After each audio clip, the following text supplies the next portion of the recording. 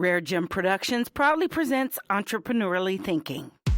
Entrepreneurially Thinking is a presentation of BioSTL and CET, the Center for Emerging Technologies, changing the way you view new ventures and activating your entrepreneurial mindset, empowering you to create new pathways for business success in the St. Louis marketplace and beyond. Here's your hosts, Cheryl and Christy. Now let's get thinking entrepreneurially. Welcome back to the Entrepreneurially Thinking Podcast. I'm Christy Maxfield. And I'm Dr. Cheryl Watkins-Moore. I lead our STEM Entrepreneurial Inclusion Initiative for BioSTL here in our region. Hey, lady. How are you? Oh, my gosh. Second time in a row. I'm just saying, if you're listening to these in order, I don't know what we did today, but we're feeling it. And I'm just going to ride it for a little while. Yeah. So I'm glad you're with us. We're really thrilled and grateful to our founding sponsor, Great CET, season. Another wonderful season. BioSTL for making sure 11 seasons are possible. And actually 12. By the time we end this year, we'll have 12 in the bag thanks to their generous support. And thanks to you all listening. So please make sure you follow us on the hashtags ETHINKSTL, eThink Podcast. Stay listening. We're on Instagram, Facebook, Twitter.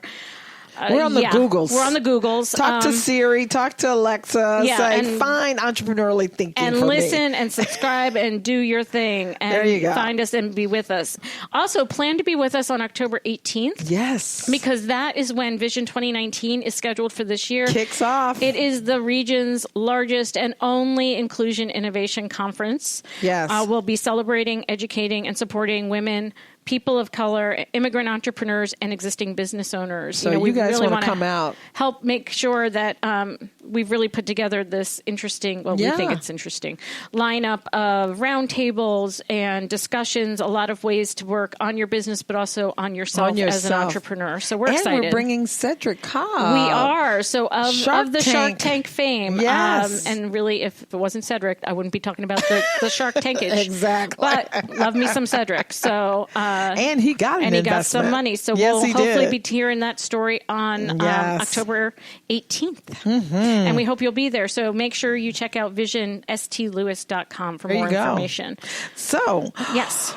Bold, beautiful, breathtaking, colorful. Thank you. Not you. Okay. These are, of course it's you, but these are just and these are just a few words used to describe Jessica Hitchcock's paintings. They're beautiful. Oh my God, they are fabulous.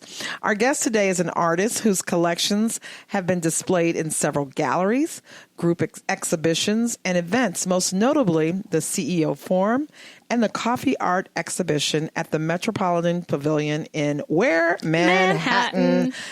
I mean, that's a big time, people. Yes. So Jessica enjoys creating special pieces that captures the energy in any given space. Wow, what would she paint now? She does that.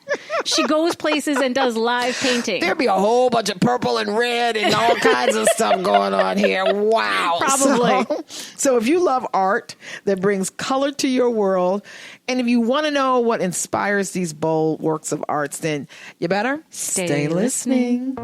BioSTL is a proud founding sponsor of the Entrepreneurially Thinking Podcast. We want you to know about all the great things they are up to, including the BioSTL STEM, Entrepreneur Inclusion Initiative, and Fundamentals Program for early stage would-be entrepreneurs in the life sciences in St. Louis. You can learn more about all of BioSTL's programs by visiting biostl.org. And for your renewed and continuing support, BioSTL, we say thank you. Purpose First Advisors is proud to support the Entrepreneurially Thinking Podcast. Purpose First works with entrepreneurs and the organizations that support them to accelerate business formation, scaling, and transformational growth. For more information about how to work with Purpose First Advisors on business model validation, financial modeling, core messaging, or other growth and profitability strategies, visit purposefirstadvisors.com. My name is Jessica Hitchcock with Jessica Hitchcock LLC, and entrepreneurially thinking to me is all about dreaming big, having grit, and identifying opportunities. Joining us today is Jessica Hitchcock. She is owner of Jessica Hitchcock, LLC. And as of February of this year, she is a full-time entrepreneur artist. She took the lead. Living on her artistic talents. Before she did that, though, she was a finance and human resources director. That's interesting to put those two together. I know. And then I'm going to let her tell the story of how a trip to Mexico led to where she is today. So Jessica, thank you. And a lot of margaritas, I'm sure. Well, I don't know. I don't want to fill it in for her. So Jessica, thank you for joining us today. Yes. Oh, thanks for having me. Absolutely. This is exciting. So you're from St. Louis? Not originally. My husband and I, we moved to St. Louis back in May 2013. So we've been here 6 years. So from where? Where did you originate from? Springfield, Illinois. Okay. Yeah, his work brought us here. Nice. Cool. That's not too far. I was going to say not far at all. No, it's all in the same neighborhood. Yeah. Absolutely. You're in the suburbs of St. Louis. Yeah, That's exactly. How long have you considered yourself an artist? That's a really good question. I would say back in 2015 is when I really picked it back up. Again, I started in high school. And my mother was an artist, so it was just kind of a natural gift. It came naturally to me.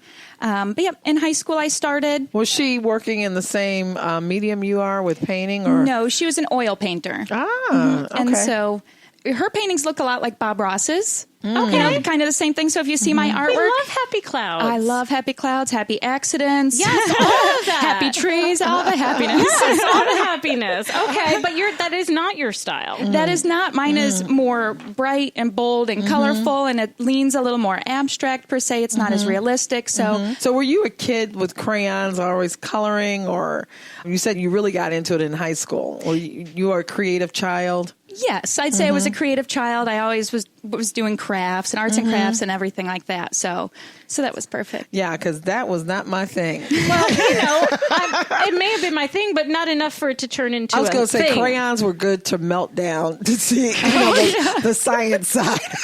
God bless you. I was probably making friendship bracelets. That's all I can say. But it's not about us. It's about you. And so you moved here 2013. You're doing the whole finance, human resources thing, right?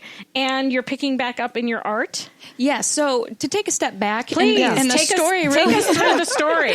After high school, when I was going to college, I just knew I had to go to college. Right. Yeah. I didn't know exactly what degree I wanted or what I wanted to do. Did you stay in Springfield or did you go somewhere else? No, I stayed in Springfield. So I went to the community college there, really just to get the standard, really 2-year arts degree. Right. And then it was around 2009, I started working in an office. Before that, I was a waitress and a bartender at a golf course, and I worked at the hospital for health insurance. So at one point, I had like 3 to 4 jobs. Right, we understand that. The hustle's real. I was going to say, it's the hustle mentality. Absolutely. Yes. And so when I finally got an office job, it was really an entry-level position. So I just thought it would be great to have that one job. But within a year, I really took to business just naturally. Nice. So then I was working in the accounts receivable and collections and inventory tracking, production reports, raw materials, audit support, and things like that. So that's what really led me to go and get my bachelor's of business administration and kind of pursued that passion. Artwork was really just something in the back of my mind. I wasn't doing a lot of painting, obviously through school or anything like that. So when we moved to St. Louis then in 2015, again, I still didn't get into art for 2 more years. I just worked several hours, went in to work 5 or 6 a.m., kind of thing, and left work at 7. So it was a very... You had That was a full work day. That was a full work day. Yeah, Right. it was a great job. It was a great job. The only art she was probably doing is in meetings when she get bored. Yeah, a little doodle here and there. Right. Like we all do, right? But when I saw the job at Craft Alliance, which was my most recent position, that was really my aha moment of this is my passion, combining art and business, and this is perfect. Awesome. Yeah, it was great. I loved that job as well, and I started there, and I was just being maybe around the creative energy and all of the people, and there's full-time artists, and all of my colleagues are artists as well on this side. I started painting again. So it was like 2015. I really started painting and learning more about showing my artwork and going from there. And that's really where the artistic story begins. Yes. Yeah. I noticed here that your mom was an entrepreneur. Not only was she an artist, but she ran a daycare in her an home. at-home daycare. Right? Absolutely. So you kind of, art was in the background for you. Business stepped to the fore. Mom's entrepreneurship. Did you ever put I come from a family-owned business too, right? And my take was, there's an easier way to make a paycheck, right? Did you think entrepreneurship's going to be part of the equation at some point? No. And the funny thing is, I never put two and two together. Even with her, she's a right and left brain thinker. She's an artist, but she loves numbers too. She loves crunching numbers and all finances. And so it wasn't until I became an entrepreneur, then I kind of was chatting with her. She's like, I get it. I did it too. I'm like, you're right. You did. God, that's awesome, Mom. Look at you. So that was probably your first mentor. Yeah, absolutely. I like that. That's stealth mentoring. Yeah. She didn't know what was going on, right? Exactly. So this attention to details, or this right brain, left brain thing, I'm interested in that too, because as you said, a lot of your art's more abstract, less realist, and numbers are very concrete. And so how do you see that whole thing blending in your brain of like, I need to know all the details and I'm going to just give you the interpretation of this flower? Yeah, the funny thing is, I don't feel like they cross over a whole lot. Like when I'm painting, I do notice I start getting more tight and I guess analytical about it. And I need to take a step back or take a break or really just say, okay, I can waste a canvas and this is okay. Let's loosen it back up again. Right. So really in the creative process, I don't feel like there's a lot of crossover, especially with my colors. I didn't take a lot of color theory, to be honest. You know, I took some studio courses in college, but I'm just lucky that it's naturally ingrained. Like this color next to this one makes this really great energy. Right. Wow. And so how do you decide what you're going to paint, when you're going to paint? I like to do collections. So going back to even 2016, I started painting animals. And that was really the first things that I started doing. I liked painting animals. People were saying, oh, you should paint a giraffe. You should paint XYZ. I'm like, that's a great idea. Let me write all these down. And so then I kind of made my first collection. It was about 12 animals or so. And then it just moved to flowers and all of, abstract. So when I'm painting, it's kind of on a whim. It's really like, oh, I really want to paint this gorilla, and that's what I'm going to paint. But it's part of something larger. Yes, I like it to be part of something larger. So how did you go from painting at home to now you have some of your collections sitting in New York? How did that work? Everything just naturally happened, which is really funny. Like in New York, there was a call for artists. So it was for an event. And I created a painting for that event, and you actually had to ship it out there for them to accept it or not accept it. And wow. Yeah, so I was very lucky that they didn't hear the internet and pictures and file sharing and things like that. Anyway.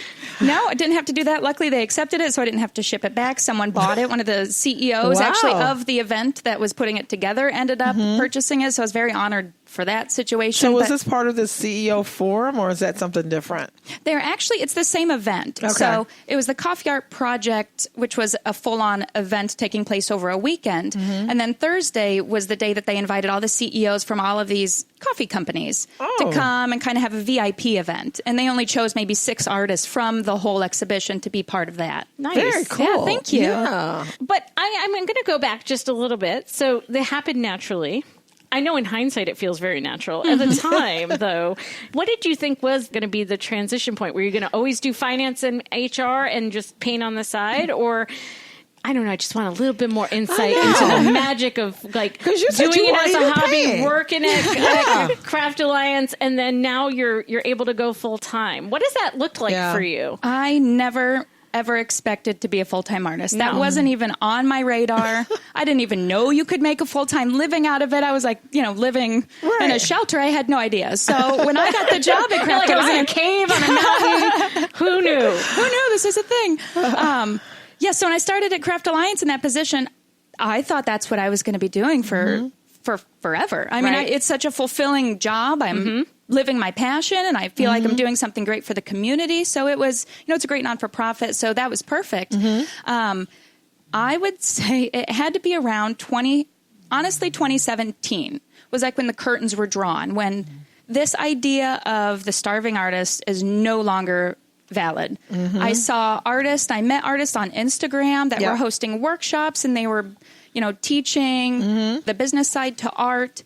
And I'm like, these are not just your typical starving artists. These are business people, smart people that know how to make a living and are thinking outside the box. And what's so cool is that now with the different medias that you have, like social media, you don't necessarily need a gallery. You can put a lot of your collections out there for people to take a look at. Absolutely. It's great if it is in a gallery, but you have a whole different medium to go after and utilize. Yeah, I mean, and it's perfect because you can capture both audiences locally and not so locally, internationally even, and so, but going back to the, knowing that you could do this for a full-time living, and there's a lot of local artists that I met doing it for a full-time living, and I was like, oh my gosh, this is a thing. There's a community. I could do this. I love business. Let's do it. So I knew that it was a thing, and then 2018 was really when my art business started gaining more momentum. So in 2017, I opened Jessica Hitchcock LLC to protect me as a person running a business. Love that. Yeah, Limited liability is important, people. That's why you get the LLC. Yep, it's an important move to make. Right. And then in 2018, it was just I couldn't keep up with a full-time job. And I was still waking up extremely early, 4:30, 5 o'clock, doing the painting thing, going to work, on lunches, complete hustle. I was shipping, picking up prints. And then in the evening, same thing. And I knew that my business was growing and I couldn't grow it from a business perspective. And I really wanted to. It was really just almost a hand to mouth. I'm getting orders, people want commissions, and then getting it out the door. Or I'm in an exhibition, I got to get paintings made, get them out the door. Right. I couldn't be actively growing it. So I think it was my husband that pretty much mentioned, hey, you're investing a lot of time. Do you think that you could do this full time? And I do my own accounting and my books, and I was like, well, I'll crunch the numbers, and it was, it was sustainable. It looked sustainable. So you I'm like, made let's a go. business decision. It Absolutely. it was a creative love, but you made a business decision, and you knew when to flip the switch, right? Absolutely, yeah. And it wasn't overnight. It took a lot of growing the business, a lot of saving, a lot of research. Can you repeat that for people who want to I wrote it down. Saving, growing, research, crunching the numbers. Yes, absolutely. Yeah, because that overnight success is 10 years in the making, they say. Yeah. Yes. So it was a lot of work and definitely saving. I was ready to be a full-time artist, but I'm like, no, I want to do this the right way, make sure I have enough financial cushion with ebbs and flows and awesome. Yeah, thank you. you. Cool. Well, we're going to come back. I want to hear a little bit more about Instagram and the role that has played in establishing and helping to grow your business, and just learn more about your entrepreneurial journey. CET, the Center for Emerging Technologies, is a proud founding sponsor of the Entrepreneurially Thinking podcast. We want you to know about all the great resources they provide, including the Square One Ignite and Bootcamp programs, as well as the online startup toolkit. The toolkit has videos, articles, and other materials to help you build your business. For more information about CET's programs, visit CETSTL.com. And for your renewed and continued support, CET, we say thank you. Bonnie Barchikowski, Girl Scouts of Eastern Missouri, CEO. Thinking entrepreneurial to me means thinking of a issue that needs to be solved, and I have the opportunity to provide the solution.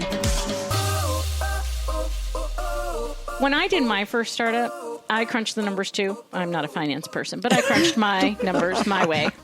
And we made the decision to flip the switch, in my case, to leave my full-time job and go without pay for a while. My subconscious reaction was to buy canned peas, because I think that my belief was that in the event this goes south, we'll at least have peas to live on, right? And I mention that only because, there's an inherent fear even when you crunch the numbers, right? Yes. Like, the numbers on paper can look like this is doable, this is feasible, whether in my case it's going for a while without pay, in your case saying there's enough deal flow here to make it work. What helped you get over that fear factor that, oh my God, I'm actually going to flip the switch here? Well, I definitely overcrunched the numbers. Okay. I had to just say, look, analysis paralysis. It is now or never. Exactly. Right. Analysis paralysis. Yeah. And I heard someone say on Friday, you either do it or you don't. Right. And what I really did for 2018 was not just crunch the numbers, but I kind of put together a budget. And I know that sounds like a terrible word.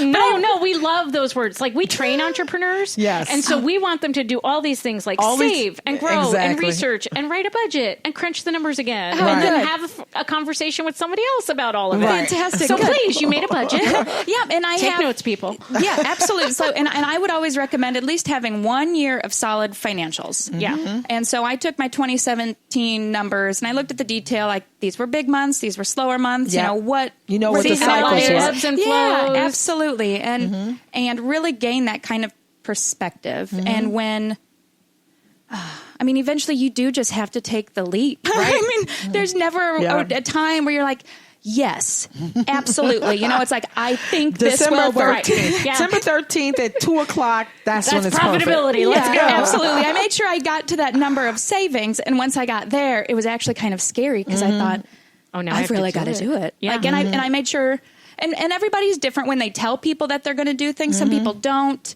And some people do. And I was telling everybody when I finally decided after I told my company, and things like that, I was like, I'm going to do this full time. How did your company take it?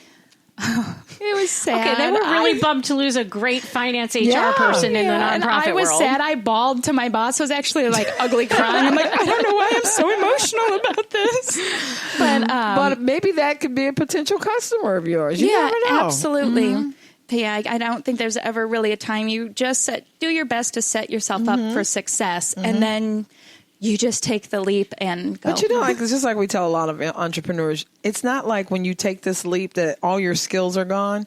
You can that you can't change your mind again. Right. You can always, because I think you're learning additional skills that if you choose to go back to corporate or to work for another employer, they see that you have additional skills. You understanding how a business is run, understanding how to, take risk, mitigate those. That's skill sets that should be applauded by most employers, Right. So it's not like, oh, okay, you do this and you're dead to the rest of the world. So, I remember it took me about a month.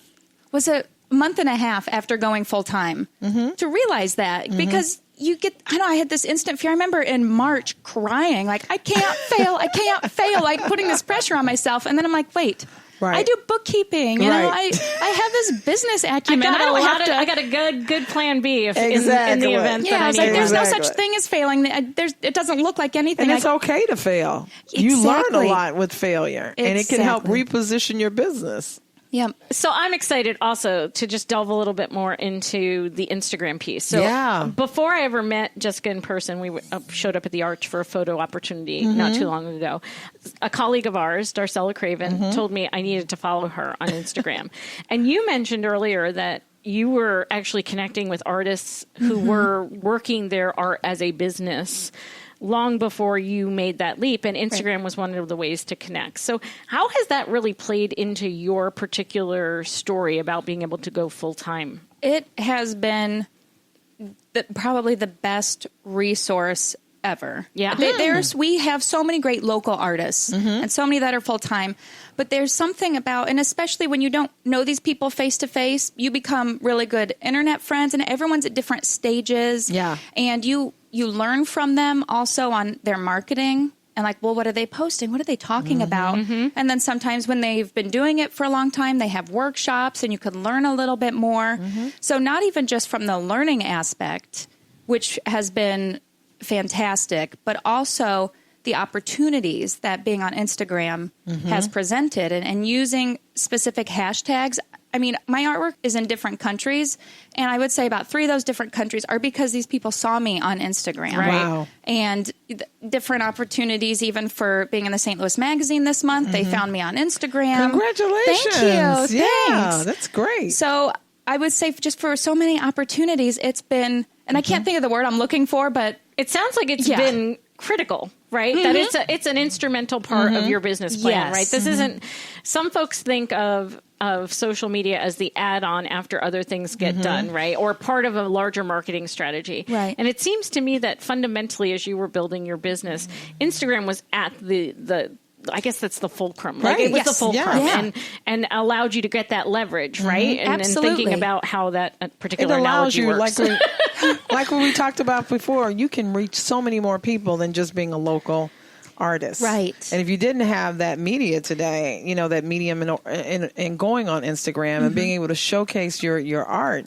it limits. But I also think that aspect of connecting with other artists and Yes. having a learning community is something we would not necessarily associate with Instagram. And I know my brother who does home remodels and custom builds in New Jersey has connected with other guys who do that and coaches who help them build their businesses on Instagram. Because just like you're posting pictures of your art. His art happens to be a kitchen and a bathroom and it's all a crazy, I don't know, inlay thing. But that ability to share the photos of the art that you're creating and the craft that you're practicing has not only opened up buyers, but has opened up professional networks. Right. Absolutely. And it's just community over competition, it seems like, on Instagram. And that's what I really like is... That's great. Yeah, it's such a great mindset. You're not really competing with all these people. There's room for everyone. Right. And it's such a great feeling knowing I could message another artist friend on Instagram and ask any question, and they'll openly give me any advice they have. And likewise, we want each other to do great in their businesses. Right. How did you learn that part of your business? So clearly you came with the finance chops, the business chops, so to speak, right? But this is also, they don't teach this in college, or at least they didn't when I went to college, right? And like you said, even learning the strategy of what hashtags to use and how to post and when to post and who to tag and la, la, la, la, la. Like I know what I'm talking about.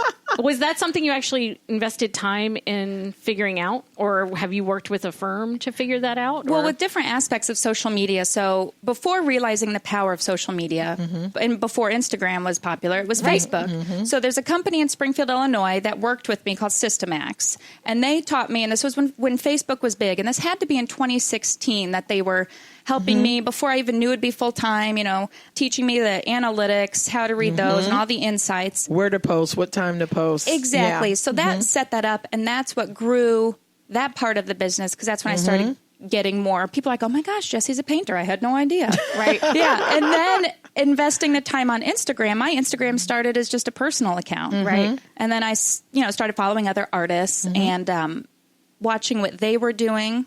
I didn't know hashtags were a thing. And the second I started using hashtags, it started growing. So it was really just watching the setup that other artists were doing. Looking at the market. Well, I appreciate that, because while it's not the be all and end all, and something else could easily displace it, right? And to me, even if it had been 20 years ago, it would have been a catalog, right? Right. And or some other medium to do this, and it would have been workshops you went to, and it would have been meetups, right? But the and Googles, now it's all. I was going to say the Googles, you know how I feel about Googles. that's now, and 20 years from now, it'll be a different version of that, and able to connect. But today it's Instagram, so I really appreciate the opportunity to just explore that a little bit more, because again, artists come with their technical skills, right? You're technical founders in my world, right? Just like a coder is a technical founder, right? You know your craft, right? Yes. But I'm always interested in how you are building your chops around the building of the business. So the other thing you've put a lot of time into, it seems, is just finding different ways to do your art, sell your art, make your art, from pop-up events and wine bottle labels. You'll have to tell us how that happened. To actually live painting at events, which sounds like a lot of pressure to me, but if it works for you, great. So how have you approached, rather than simply being an artist in a studio creating, it feels like you're creating and your commerce are happening simultaneously? Yes. Gosh, there's a lot to unpack on Sorry. that. Sorry. No, it's great. It's great. The live events and things like that. Yes, I could be an artist that just paints in my studio, but I want to grow the business. I really want visibility. I want to meet with people. When it comes to live events, I paint weddings as well. So weddings, I have my first wedding actually in August, so I'm super excited for that. Oh, that is very cool. Thank you. So I really like just interacting with people. I never go to, and I'll be completely honest, I never go to a live painting event not nervous. Right. I am always nervous. Yeah, but that's a lot of pressure. You feel the fear and do it anyway. That's what I always tell myself in my head. Because I have to get out of my comfort zone. That's what it's all about, being an entrepreneur, really. Interestingly enough, that's what entrepreneurially thinking is about. Yes, getting out of your comfort zone. Get out of that comfort zone. I love it. And what I like about it for you is, you don't actually have to, right? You could paint in your studio and put it on a website and sell it through Instagram and be at fairs and do all that. But you're choosing to invite discomfort and the creativity that creates into your world. So kudos to you, because most of us, we just don't do that. Especially when you are an entrepreneur, there's enough unknowns. Right. Like, I don't think I need to sit up at night thinking of new ways to make myself scared. But I really appreciate that that's part of your creative process. So what are you thinking about doing, next? Yeah, what's and on what the does grow the horizon? business mean? Like, are we going to have a Jessica Hitchcock in every restaurant? And Sure, why not? I'm like, so what's the vision? Well, the vision, my next project I'd really like to do is a mural. Oh. So that's something that I've done some inside homes. I would really like to do an outdoor mural. Would the venue be on a building or inside or what? So you're looking to do something outside? Yes. I mean, I would really welcome anything, but man, to do one outside on a big building that people can see, especially with all the bright colors, it'll make a happy place. Oh, that's very cool. Thank you. I think we might know some people opening retail locations before the end of the year who might have some square footage to do, but we'll see what happens there. We'll talk offline. Very cool. Yeah. Well, that's great. And so one of the things, what I'm intrigued by too, is that as an artist, one of the ways artists have grown their book of business is to have apprentices, right? That you can actually create more art when you're essentially creative director and not simply the one making every canvas. Right. Is that part of your vision, or is it really more of finding ways to stay with your hand on the paintbrush, so to speak, and then find new ways for it to be deployed out into the world? I would love to have one day an apprentice or just someone to even do the shipping. I mean, when you're doing the everything. She'd like an office manager, and then after that, if you'd like to learn how to make the art, she's happy to tutor you. Yeah. So the vision down the road, absolutely. I can tell you, I can ship, but I really would never be able to render your ideas into paintings. So, well, that's interesting to me, because that's a very, 18th century kind of business model in some regards, and yet very modern, right? Because there are modern day artists who use the apprentice model in order to do volumes of work. And interesting there. Or take those paintings and turn them into prints. Absolutely. And I do that because then you can get them widely distributed that way. Yes. And I do prints of some of my artwork. So, and I actually use a local company in Soulard. They scan my images and they make the prints for me. I picked out my own specific paper that they stock there for me. They're so nice to stock it. Yeah. So I do some prints, licensing. I'd love to get more into that down the road as well. That's fantastic. I could see a huge opportunity for you in that. We'll talk about that too. Figure that out offline as well. So as you move forward, what are some of the things on deck for the remainder of 2019? We know you're doing your first wedding, and how do you see the rest of the year unfolding? In Kansas City, actually, I have an exhibition, and I will be there for 4 months. So okay, when is that? September, October, November, December. So the fall, from September to December, you'll be in Kansas City. Yes. And what are you doing for 4 months? Well, they have First Friday in the Crossroads Art District. So there's an art gallery that reached out to me to be part of their fall exhibition. Oh, very cool. Through Instagram. So that's how that opportunity came up. And they do their First Friday events. So in those First Fridays, I will be there painting live. My husband plays music, so he'll be there playing during the first one. The duo. You all are like the duo here, right? We have fun. Oh, that's great. Yeah, so that'll really be a big kind of closing to the year. And then, of course, it ramps up with the holidays. So there'll be a lot of different orders and probably commissions coming through at that point. So you're getting yourself out there, and getting noticed and growing this business like you talked about, on the Instas, as well as being places that are you're doing live stuff. So that's great. Thank you. Yeah, there's art everywhere. It's just about opening your eyes, and I'm constantly on a swivel to see where artwork is, who has artwork hanging in their shop. If I go have coffee and I see they have artwork, when I leave, I'm messaging them and sending them an email like, hey, can I put some artwork in your shop? There you go. Awesome. So folks want to contact you to find out where you're going to be or to commission a piece. How do they contact you? How do they find out more? Well, I do have just all of my information overall on my website, which is jessicahitchcock.org. But they can email me direct at info at jessicahitchcock.org. Okay. And then you're on Instagram, obviously. So should we just be looking for Jessica Hitchcock there as well? Yep, it's Jessica_Hitchcock. Okay. It's a pretty common and name. any other places we can find you on the socials? On Facebook, Jessica Hitchcock Art. Oh, wonderful. Great. Well, we really appreciate you taking some Yes. time out of your Thank busy you. schedule. This was great. To share with us not only the vision you have for your business and art, but also just sort of how you've gotten here and cultivated this opportunity. The rigorousness behind We it. are It's excited to great. see where you go next. So thank you for making time. Oh, thank you so much. Thank you. Changing the way you view new ventures, unlocking your creativity and innovation, igniting your thinking about entrepreneurship. It's Entrepreneurially Thinking. Get connected and discover more. Visit entrepreneuriallythinking.com to listen to all your favorite episodes and learn more about our guests, hosts, and sponsors. Feeling inspired? Be sure to share your thoughts, questions, and stories in the comments section. And don't forget to leave us a 5-star rating on Apple Podcasts. The best way to show love is to share and subscribe. Let everybody know that you're entrepreneurially thinking.